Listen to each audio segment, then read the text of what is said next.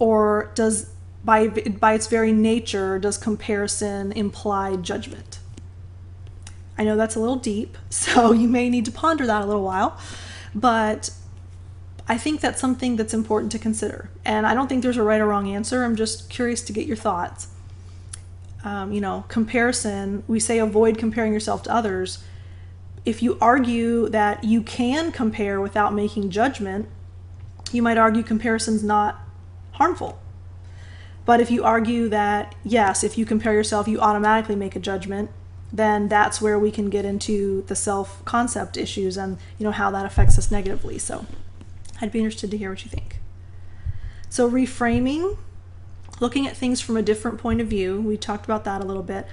A way you do that, you actually try to redefine the event or the experience.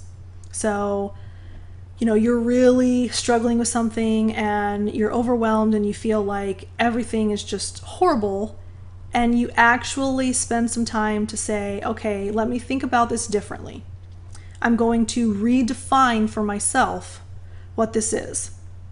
And that could be you just use different words. That could be you change your mindset, you change your mood, you change your attitude, but you redefine the event. And a way to do that is you look at the little events within the big picture. So little successes, you celebrate little victories, you celebrate little blessings, and it keeps things in perspective. Because sometimes the big picture can be pretty blah, but the little events within the big picture will help you keep things in perspective, and that is how you can reframe. And that helps us learn from our mistakes too, because we can look at something and say, oh my gosh, that was a nightmare. But then if we take something away from it and we've learned from that, then that's a way that we can reframe as well. You know what? It worked out okay. So if you have any examples of that has happened in your life, you can share that as well. Developing honest relationships. Someone who can objectively and honestly reflect on your virtues and vices and be extremely beneficial in your positive self-image. Mind you, I'm saying virtues and vices, so the implication there is that someone who can tell you these are the things that are great about you, and these are the things that you really struggle with or need to work on. That can really help you in your positive self-image. Why? Because you're getting a looking glass self from someone who has your best interest at heart. You can get looking glass self from somebody who doesn't care one bit whether they hurt your feelings, and you therefore can feel worse about yourself because they tell you all the things that they don't like about you, and that can be devastating. But if you have someone who can objectively, meaning they have some perspective that you don't because they're looking at you from the outside, and they're honest with you, they care about you enough to tell you the truth. And they can say, this is where you're awesome and this is where you can improve. It really can help you with your positive self-image. And you may want to post about why you think that is true. A trusted friend or colleague listens without judgment and gives you the straight scoop. And of course, it's someone you believe, which makes the information credible. Remember, we talked about if you don't think someone's credible, you don't listen to what they say. And what are the effects of prolonged self-pity?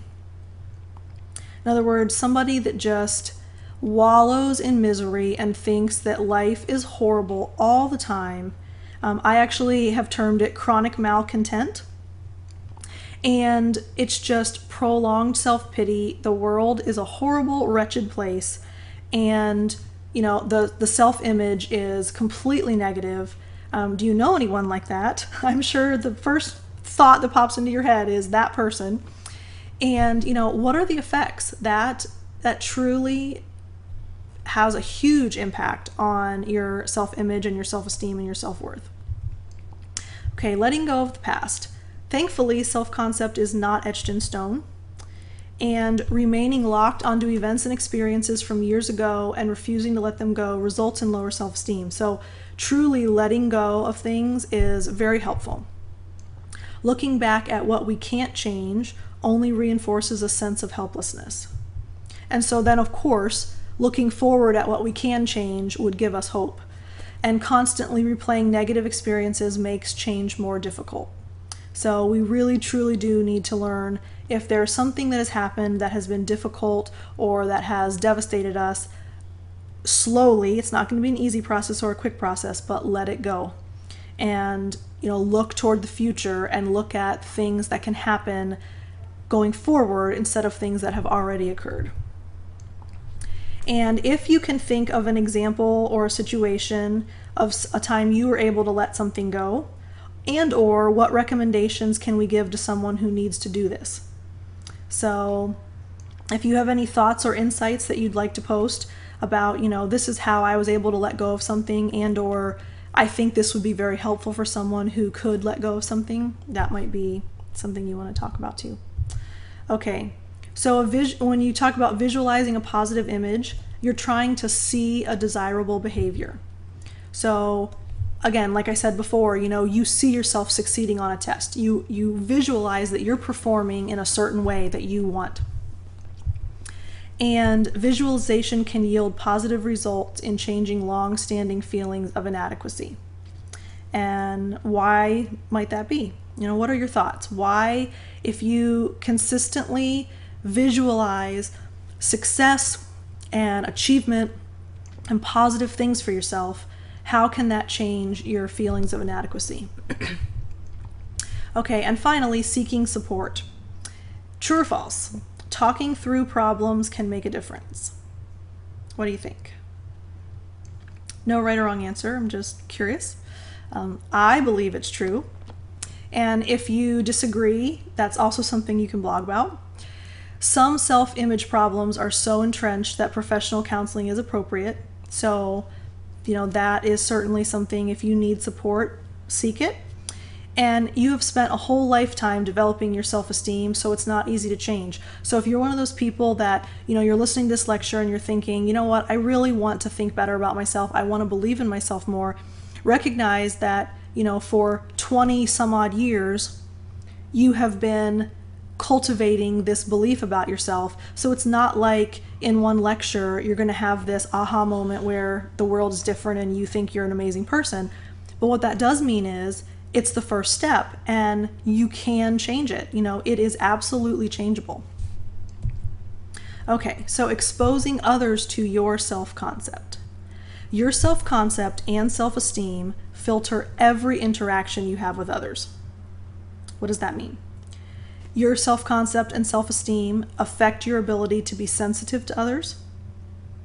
So if you have a very low self-concept or very low self-esteem, you may not be sensitive to others who also have low self-concept or low self-esteem, because it may resonate with you that that's what you don't like about yourself. It affects how you interpret messages.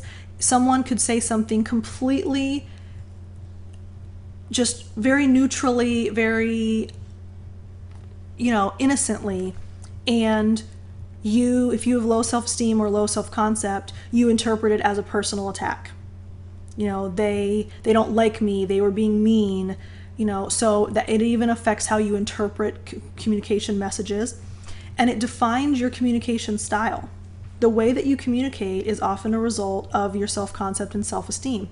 So if you're very aggressive, that can be related to your self-concept and self-esteem. If you're very passive, that can be related to your self-concept and self-esteem. So your communication style is even, modified based on what you believe about yourself. Awareness of self-concept and self-esteem benefits interpersonal communications by increasing other orientation. And we talked about that term last week. Your awareness of your self-concept and self-esteem can only help increase other orientation. That's not to say improvement, because improvement is a slow process. But even awareness of what you believe about yourself makes you more other-oriented, which is crucial because that's how you have most effective communication. Okay, so briefly I want to discuss communication styles. I know this has been a lot today, it's a lot to take in, but we're getting toward the end, I promise. Our style is how we typically communicate with others. So we can have a very genuine style, we can have a sarcastic style, we can have a humorous style, a stoic style, whatever.